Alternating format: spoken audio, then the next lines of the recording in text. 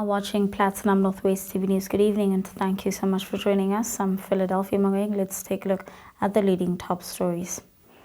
First up, the national award-winning teacher Agnes Rasesemola represents the Northwest in Ghana, and examination in the Northwest to proceed without any interruptions. In the business news, Woolworths have donated 816 million rand worth of food.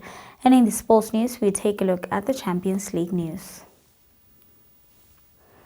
We begin here. Agnes Rasesemola, the 2013, 2017 and 2021 National Teaching Award winner and African Union Continental Best Teacher Award winner of 2021, has made the Northwest Province proud by representing it internationally.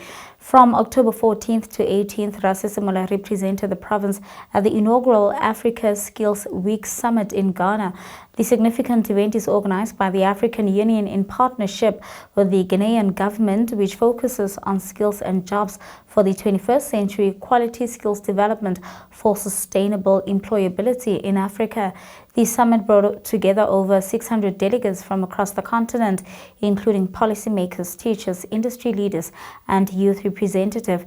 Its main objectives are to raise awareness about the importance of skills development, facilitate the exchange of best practices, and provide a platform for constructive dialogue on policies and strategies to strengthen African skills development ecosystems.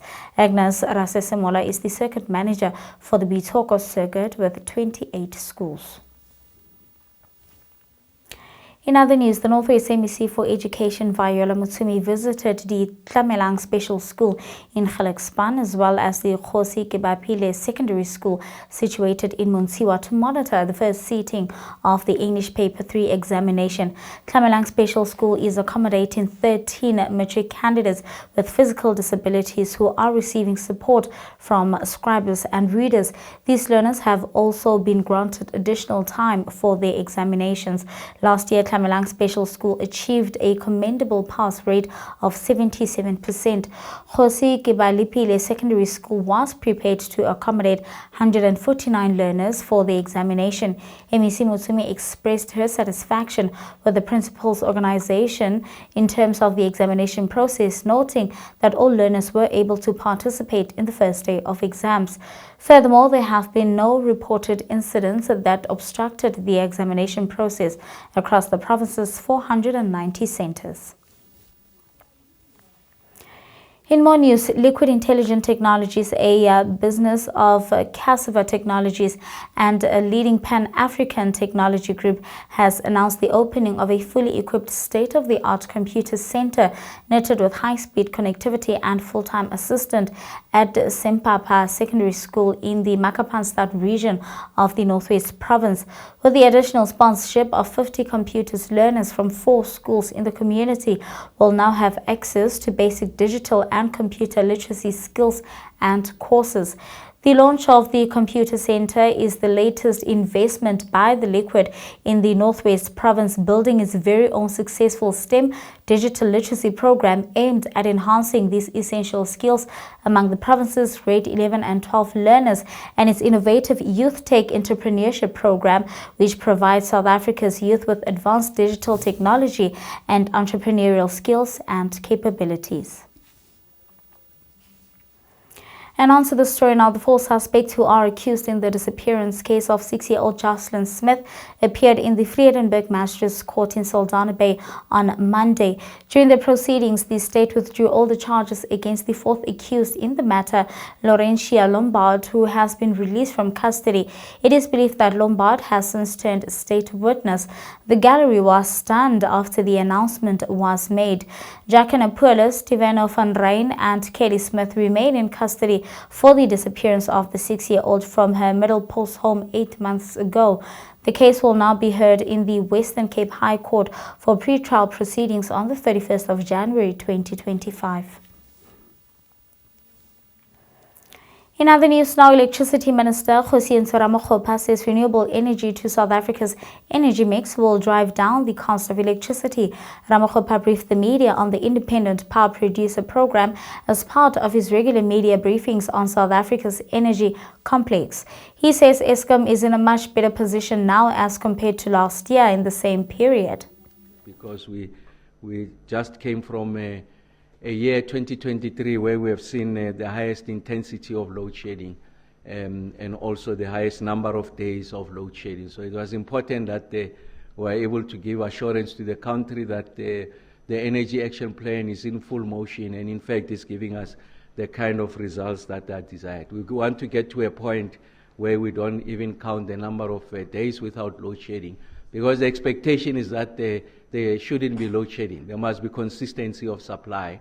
But the reason why we've been giving this account was to illustrate that the measures that we've been taking over a period of time as codified in the Energy Action Plan are yielding the kind of results that are required. And that's why when I started here, I said we are pivoting. It's not about the number of days without load shedding, but it's what are the additional interventions we are making to ensure that load shedding won't come back, and also ensure that we are able to attain energy security as we green electricity generation in the country. And of course, I mean, some of the important features of this recovery plan shows that the UCLF has been able to improve from what was 33.79%, and now we're sitting at 25.5%. So if you like, an 8 percentage point decrease rather, in the UCLF, your unplanned capacity loss factor. It's a very, very important measure of the health of the system. The lower it is an indication that the system is getting healthier and healthier.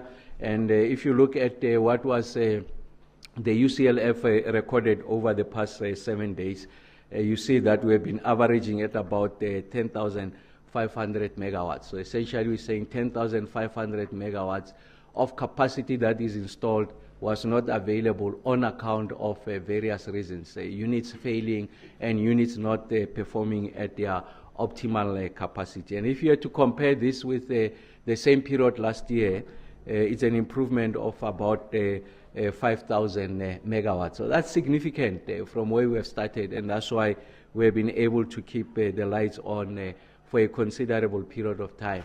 And also what is important here is to juxtapose this performance against the summer outlook of ESCOM. So we have a baseline of about, I think it's about 13,000 megawatts or so. If we achieve 13,000 megawatts, the optimistic case, 13,000 megawatts of UCLF, then it means that we won't have load shedding. What we are seeing now is even a 3,000 megawatts improvement on our own. Ramokgopa said that ideally the government would like to see more renewable projects introduced in areas like the Northwest and the Free State, where capacity is currently low. And what the team is doing is that they are doing the evaluation of this bids for battery, and they are also doing for the last bid window. So it just shows the capacity and the dynamic nature of the team, that over a period of time the team has been a bit more dynamic, a bit more agile in how we're able to evaluate these bids, and we're becoming more and more efficient. And thanks to the work that Mr. Magora is doing there with the team. And of course, we identified the spine areas where there's no capacity, so essentially, if you like, grid capacity. So we are expanding, if you like, the renewable energy capacity in those areas. So you can see parts of the Northwest, the Free State, and the Cape provinces. So there's a science that underpins the work that the team is doing to ensure that as we grapple with the issues around the transmission development plan, there's things that we can do immediately. And battery storage offers a significant opportunity.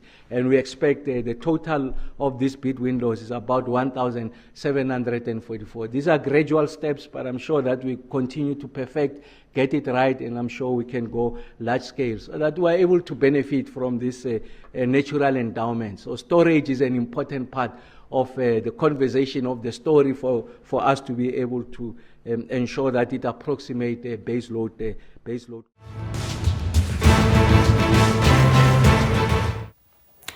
In continental news now, Kenyan President has nominated Interior Minister Kithure Kindiki as his new deputy a day after the Senate voted to impeach the current Deputy President Rigathi Gachagua. Now, President William Ruto nominated Kindiki on Friday and Parliament unanimously approved him. However, the High Court in the capital Nairobi then issued an order stopping the replacement until next week. In an order, the court said that Kindiki's appointment as Deputy President was suspended until October 24th, where a bench of judges appointed by the Chief Justice will debate the issue. A second court order said that Kindiki cannot assume office until the case is heard. Let's take a look now at the business news. In the business news, amid South Africa's growing food security crisis, where 16.3 million people face hunger, Woolworths have taken significant steps by donating 816 million rand worth of surplus food in the past financial year. The retailer said that the initiative, in partnership with Food Forward South Africa, aims to combat hunger while addressing the issue of food waste. South Africa wastes around 10 million tons of food annually, highlighting a critical disconnect in the country's system.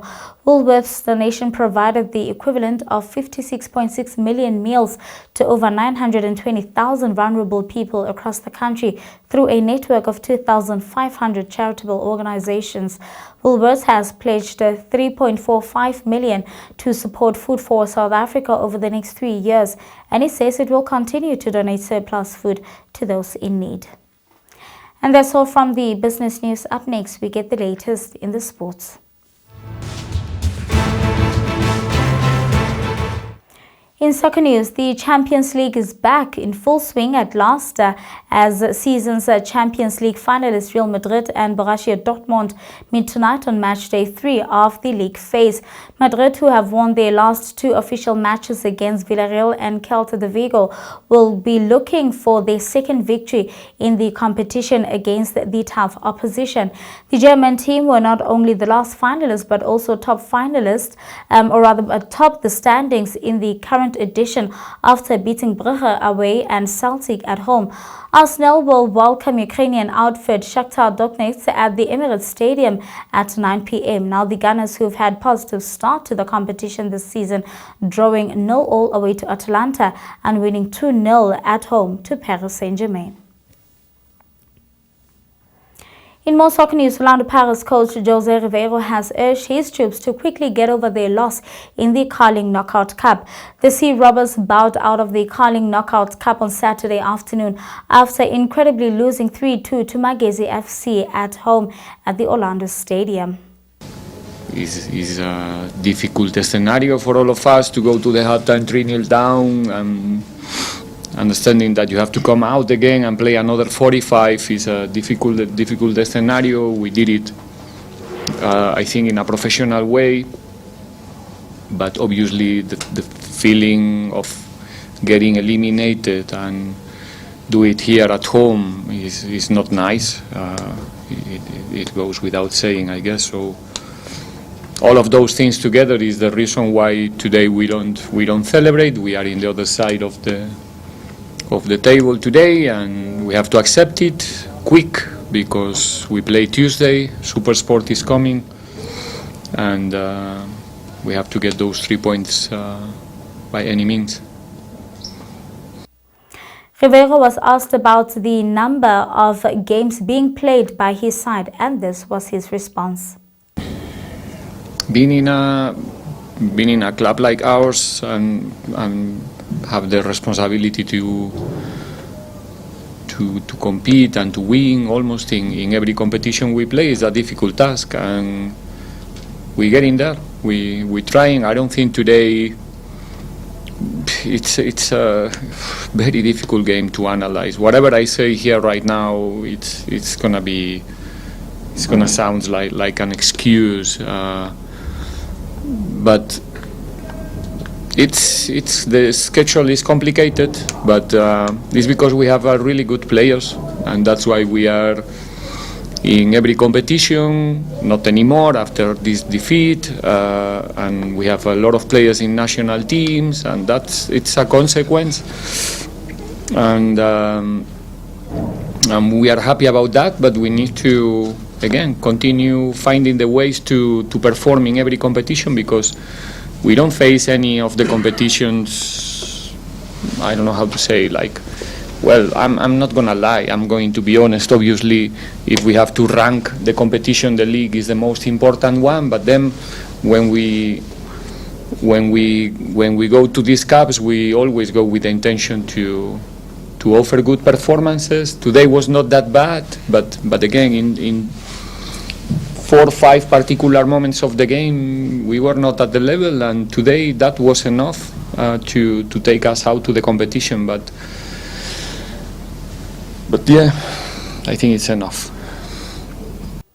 Now, Paris will welcome SuperSport United at the Orlando Stadium on Tuesday evening in the Betway Premiership. Paris have secured all their points so far this season, beating Chippa United, Polokwane City and Richards Bay respectively.